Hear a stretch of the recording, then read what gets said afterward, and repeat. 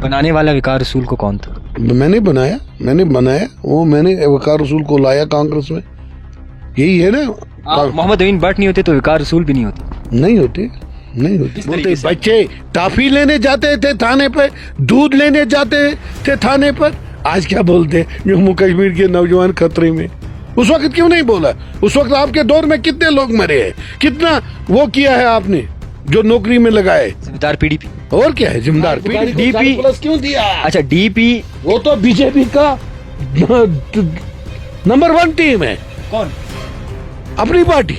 किस तरीके से आप कह देखो भी रहे, उनको लगा चोरी किया और मैंने चोरी कोई चीज बनाया, बड़ा कोई चीज बनाया, उन्होंने बनाया। कौन है चोर? चोर सब है जिन्होंने जो इकदार में रहे कांग्रेस सारे अभी थे फिर। नहीं मैं इकदार में थोड़ा था, मैं आप कांग्रेस के साथ होते? नो जो नबी आजाद साहब, करोड़ों गुलाम नबी आजाद, हमारे मौलवी साहब बंद है, दाऊदी साहब बंद है, मुश्ताक वीरी साहब बंद है और 1-2 मौलवी साहब बंद है। मैंने अपील किया गवर्नर साहब से, मैंने होम मिनिस्टर से अपील किया, मैंने मोदी साहब उनको कोई कौन बुखारी क्या है, वो मिनिस्टर है, वो 1 टर्न एमएलए रहा, मैं 2 टर्न एमएलए रहा। बुखारी साहब कुछ नहीं लगते आप? नो कुछ नहीं। 370 को 35 को वापस लाएंगे। हाँ, जब हमारी मेजॉरिटी होगी वही ना 370 और 35 को भी रेजोल्यूशन पास करेंगे। और क्यों नहीं करेंगे? कर लीजिए पास। हम क्या है, 0 है। आप रेजोल्यूशन एक पास करके हम किस तरह कहेंगे मैं 0 हूँ इस वक्त, मैं क्या हूँ? रेजोल्यूशन पास करने के लिए पावर होनी चाहिए। नहीं, मुझे एमएलए बनाओ, मुझे रेजोल्यूशन पास करने के लिए पावर होनी चाहिए। फारूक के पास 3 एमपी थे, उनने क्यों नहीं? जम्मू कश्मीर में किस तरीके के हालात इस वक्त बने हुए हैं, जम्मू कश्मीर में क्या अमन और सुकून है, और जम्मू कश्मीर में इंतखाबात क्यों नहीं हो रहे, और कांग्रेस कितनी मजबूत है, इन सवालों के जवाब आज हम लेंगे मोहम्मद अमीन भट्ट से, जो कि एक सीनियर लीडर हैं डीपीएपी के। सबसे पहले आपका बहुत शुक्रिया वक्त देने के लिए। आज आपसे मुख्तसर सा सवाल रहेगा, क्या जम्मू कश्मीर में हालात बिल्कुल सही हैं? थैंक यू जाहिद खान साहब। सही तो अभी नहीं है। ये जो दावा करते हैं, अभी हमारे ठेकेदार भाई का अरबों रुपए इनके पास बकायात है। जब महबूबा मुफ्ती चीफ मिनिस्टर थी, उन्होंने अपने दौरी हुकूमत में अरबों रुपए का काम किया है। जब भी मैं कहीं जाता हूँ मुझे ठेकेदार रोते हैं, उनको बैंक करोड़ रुपए उनका बैलेंस है बैंक में, चाहे इरिगेशन हो, चाहे फ्लड हो, चाहे R&B हो, चाहे मैगडम वाले हो, चाहे कोई भी डिपार्टमेंट हो, एस्टेट में हो, अरबों रुपए बकाया थे ठेकेदारों को। कहाँ हालत सही है?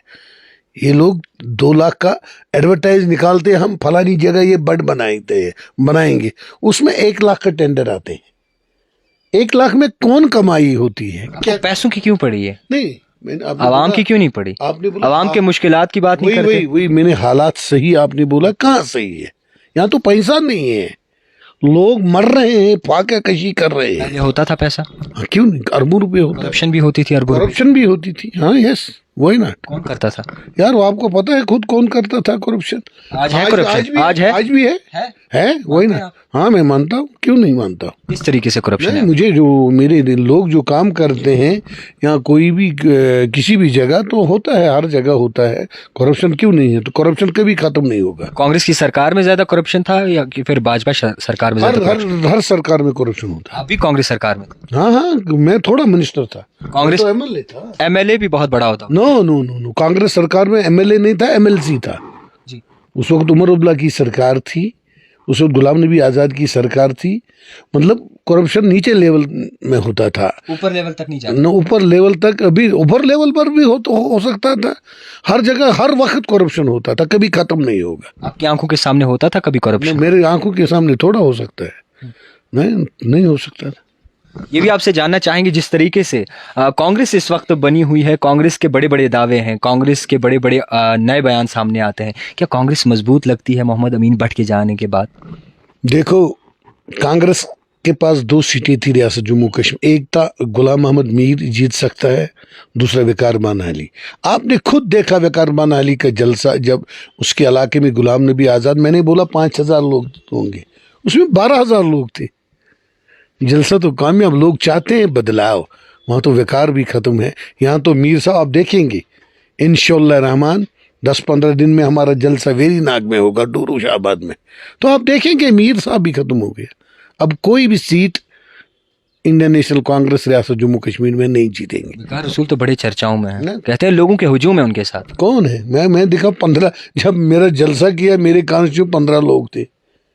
वकार रसूल इस वक्त जिस ओहदे पे बैठे हैं, क्या मोहम्मद अमीन भट्ट उस बात से खुश हैं? नहीं, मुझे क्या है, वो ओहदे पर बैठा, ना मैं खुश हूं तो ना मुझे गम है। उसको अपनी पार्टी है। जब मैं उस पार्टी में था तब मैं आप उसको कुछ मुझे एतराज था या नहीं एतराज था, वो खुश है, खुद खुश है, गम है। सही कर रहे हैं वकार रसूल जी? ना मुझे क्या पता है काम क्या। आपको क्या लगता है कांग्रेस में रह के आप कांग्रेस के एक अहम लीडर रह चुके हो, मैंने सीनियर क्यों लीडर, कांग्रेस से इस्तीफा दिया फिर? आपको खुद पता होगा। बनाने वाला वकार रसूल को कौन था? मैंने बनाया वो, मैंने वकार रसूल को लाया कांग्रेस में। यही है ना। मोहम्मद अमीन भट्ट नहीं होते तो वकार रसूल भी नहीं होते। नहीं होते। किस तरीके से आपने बनाया, आप बताइए, खुल के बताइए। बताइए कि किस तरीके से लाया मैंने। उसका बाप कांग्रेस के साथ चल रहा था, उसका अंकल कांग्रेस के साथ सीनियर लीडर थे। ये तो बेचारा पढ़ता था जब मैंने इसको ब्लॉक प्रेसिडेंट यूथ कांग्रेस बनाया। आपको खुद पता क्या चलता क्या नहीं चलता, कैसे बन गया, किस तरीके से बन गया वही कांग्रेस का प्रेसिडेंट। बनना तो किसी और का। किस तरीके से बने हो? आपको खुद पता है आजाद साहब क्यों निकला है। आप डरते क्यों हैं बोलने से? मैं तो खुल के बताइए। मैं थोड़ा डरता हूँ। मैं अगर डरता हूँ मैं परवरदिगार से डरता हूँ, बाकी किसी से मैं नहीं डरता हूँ। उसको खुद पता है आपको उसने क्या किया क्या नहीं किया, किस तरीके से इस पोस्ट पर पहुंचा है। अब कांग्रेस को किसी जगह रियासत जम्मू कश्मीर में लगभग 50% कैंडिडेट नहीं है कांग्रेस के पास। साउथ कश्मीर ले लो, शुपियन में उनको कोई नहीं है, वची में कोई नहीं है, पहलगाम में कोई नहीं। आप लिख कर दे सकते हैं, मतलब आप इतने होशो हवास में इस बात का बाकायदा तौर पर वादा कर सकते हैं कि आने वाले वक्त में कांग्रेस जीरो होगी? हाँ, मैं होश हवास में कहता हूँ रियासत जम्मू कश्मीर में कांग्रेस 0-0-0 है। जीरो करने वाला कौन होगा कांग्रेस? गुलाम नबी आजाद। 99% लोग आजाद के साथ चले गए और जम्मू के हिंदू चाहते हैं गुलाम नबी आजाद को और यहाँ का मुसलमान भी चाहता है। अगर इस दलदल से निकालेगा रियासत जम्मू कश्मीर को, वो वाहिद एक लीडर है, वो गुलाम नबी आजाद। बुखारी साहब भी हैं। कौन बुखारी? बुखारी क्या है? वो मिनिस्टर है। वो 1 टर्न एमएलए रहा, मैं 2 टर्न एमएलए रहा। बुखारी साहब कुछ नहीं लगता आप? नो, कुछ नहीं। ये भी जानना चाहेंगे, आजाद साहब हिंदुस्तान में 40 साल मिनिस्टर रहा, यहाँ 3 साल उसने एज अ चीफ मिनिस्टर रहा। बुखारी साहब थोड़ा चीफ मिनिस्टर रहा। आपको लगता है चीफ मिनिस्टर होना जरूरी था? हाँ, क्यों नहीं? वो एक प्रोटोकॉल होता है। मैं एमएलए रहा, मेरा एक प्रोटोकॉल है, मिनिस्टर का और एक प्रोटोकॉल है। चीफ मिनिस्टर का प्रोटोकॉल सबसे ज्यादा होता है Z+। थोड़ी भी आप आज बुखारी को Z+ क्यों दिया? अच्छा, डीपी वो तो बीजेपी का नंबर 1 टीम है। कौन? अपनी पार्टी। किस तरीके से आप कहते हैं? देखो सिक्योरिटी उनके डीपीएपी पे देखो, हमारे पास 4, 5, 7, 10 एमएलए है, सबको 2-2 गनमैन है। इनको क्यों गाड़ियां हैं? BP दोनों गाड़ियां हैं। गाड़ी बिजनेस टाइकून भी मान। नो, बिजनेस थोड़ा बिजनेस में गाड़ी मिलती है, ये गवर्नमेंट है, थोड़ा बिजनेस में गाड़ी मिलती है। उनको BP एस्कॉर्ट भी मिलता है, तेल भी मिलता है, जिप्सी भी मिलती है। क्यों? उनके डिस्ट्रिक्ट प्रेसिडेंट, उनके स्टेट लीडरों को गाड़ियां भी है, तेल भी है, जिप्सी भी है। हमारे अभी किसी लीडर को कोई गाड़ी नहीं, कोई सिक्योरिटी। आपके साथ क्या है? कुछ नहीं है।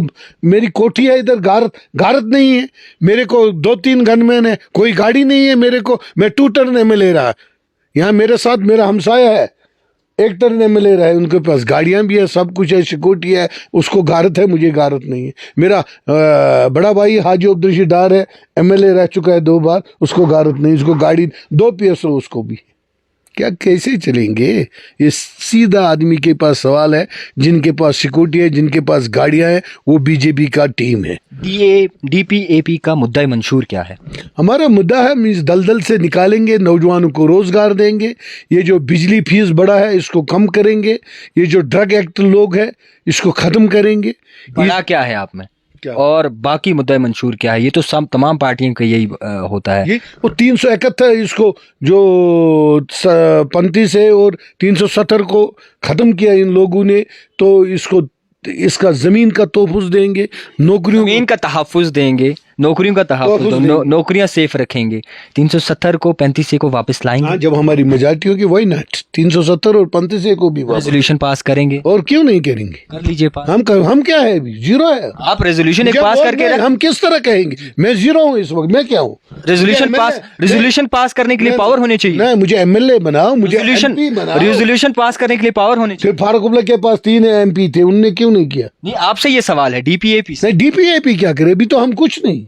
जब हमको लोग पावर देंगे तब देखना। आपने कहा जी, आपने कहा नौकरियां बचाएंगे, आपने कहा जमीनों का तहफ़्फ़ुज़ वापस देंगे, आपने ये नहीं कहा कि स्टेटहुड को वापस, स्टेटहुड को वापस करेंगे, खाली स्टेटहुड, स्टेट तीनों चीजों को। जब हमारी मेजॉरिटी आएगी 370 35 को हम वापस देंगे। जब मेजॉरिटी आएगी, जब हमारे पास हम कुछ नहीं है, हम अभी सिविल से भी बदतर है, हम कैसे देंगे? काफी नौजवान जेलों में बंद है। हाँ, हमने माजी में भी देखा काफी नौजवान ऐसे हैं जो अभी भी जेलों में बंद है, छोटे छोटे बच्चे भी अभी जेलों में हैं। उनके लिए डीपीएपी कुछ करेगी? देखो, हमने ये हर जगह जलसों में मैं एक तकरीर करता हूँ, हमारे मौलवी साहब बंद है, दाऊदी साहब बंद है, मुश्ताक वीरी साहब बंद है, और 1-2 मौलवी साहब बंद है। मैंने अपील किया गवर्नर साहब से, मैंने होम मिनिस्टर से अपील किया, मैंने मोदी साहब को, उनको कोई खता नहीं है, उनको खामखा बंद किया है। मैंने उनको छोड़ दिया है, और उनको छोड़ दिया जाए।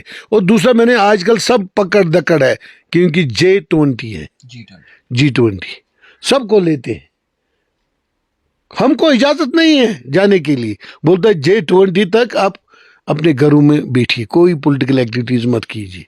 मेरी अपील है गवर्नर साहब से और होम मिनिस्टर ऑफ इंडिया से और मोदी साहब से। हम क्या करेंगे? आप बोलते हैं हम पॉलिटिकल एक्टिविटीज शुरू करेंगे रियासत जम्मू कश्मीर की। आज हजारों के तादाद में इन्होंने लोगों को बुलाए और जेलों में बंद किया। कोई थाने में बंद है, कोई हेडक्वार्टर में बंद है, कोई JIC में बंद है। मेरी अपील है गवर्नर साहब से, तुरंत उनको रिहा किया जाए।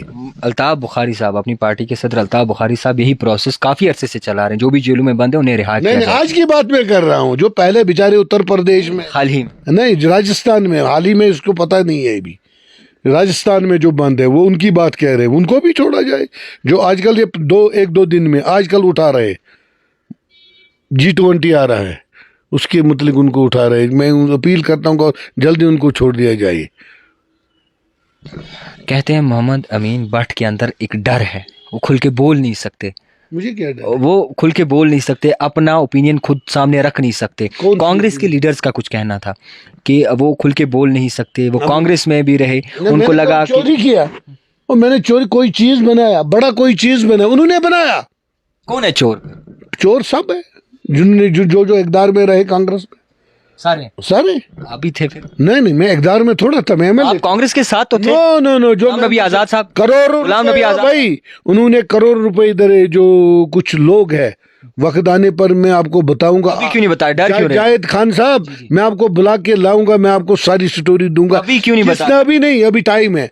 किसके पास कितना था, कौन करोड़पति बन गया, किसने कितना लूटा, कहाँ पर लूटा, किसने कितना पैसा निकाला, किस फंड से पैसा निकाला है, किस CDF से निकाला है, उसी को RNB से भी निकाला है, उसी को ब्लॉक से भी निकाला, उसी को इरिगेशन से भी निकाला, उसी को फ्लड कंट्रोल से भी निकाला। मेरे पास वो सबूत है, वक्त आने पर मैं सारा कुछ दूंगा। रेलवे में कितना, इस वक्त का इंतजार कर रहे हैं, इस वक्त का इंतजार, प्लीज मेरी बात है, रेलवे में कितने, इस वक्त का इंतजार कर, कितने इलेक्शन आते हैं तो मैं आपको बताऊंगा। अभी नहीं बता। इलेक्शन आते ही रेलवे यू में कितना पैसा कमाया, नेशनल हाईवे में कितना पैसा कमाया, अरबों रुपया। ये जो बगलियार हमारा प्रोजेक्ट बनता था सुंदरकोट में, उससे कितना करोड़ कमाया है स्क्रैप में।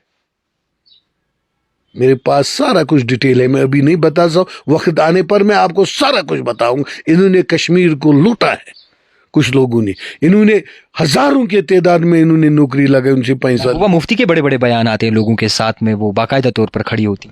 क्या बयान आई थी?